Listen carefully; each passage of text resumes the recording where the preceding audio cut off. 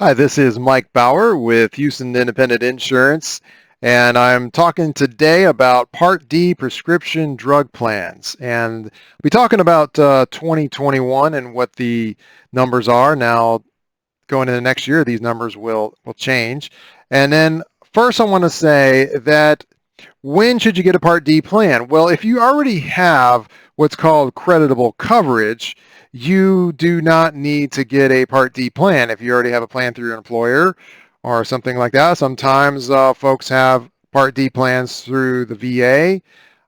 You can use that as creditable coverage. You may want to add this as well if you're in the VA, but that's an important thing because if you don't get the Part D plan when you first got your Parts A and B, then you later on, if you go to get the Part D plan, they'll say you didn't have Part D coverage, you didn't have any other credible drug coverage. The government's going to give you a fine for a lifetime.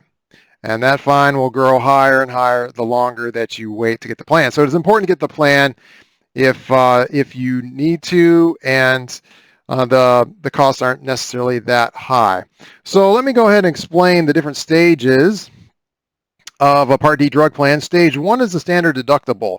Now this year it's $445, and this normally applies to tiers 3 through 5. There are some exceptions, but normally all the drug plans are going to cover the deductible, will be just for tiers 3 through 5. Tiers 1 and 2, there is no deductible, but there is an exception or two. So, but the tiers 1 and 2 are your generic prescriptions.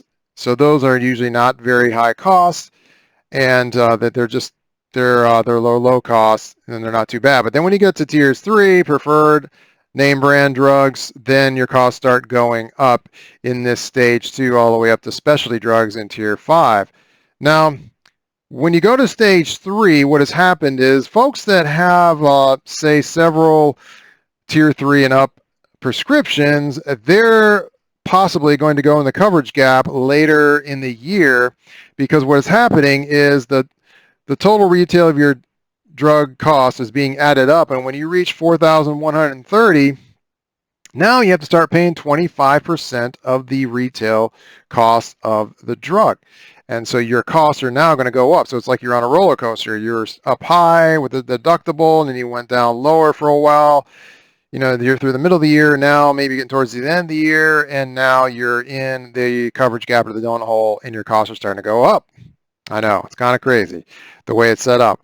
And then if you have a lot of prescriptions, it's possible you'll hit another limit, $6,550 for true out-of-pocket costs, and your costs will go down. You'll reach stage 4, catastrophic coverage. So sometimes before the end of the year, folks will reach this, and then their generics will be $3.70 or 5%, whichever is higher, or the name brands are $9.20 or 5%, whichever is higher. And so that's how a Part D prescription drug plan works. Now, if you try to navigate this on your own and try to figure out which company is going to have the better drug coverage, and it can get difficult. That's why it's great to have an independent agent like myself who can put your prescriptions into a program, put in your pharmacy, and scan all those plans out there and see what would make a good fit for you. So reach out to me and I can help you out with that. My phone number is 281-787-7358, and I look forward to talking to you soon. Thanks.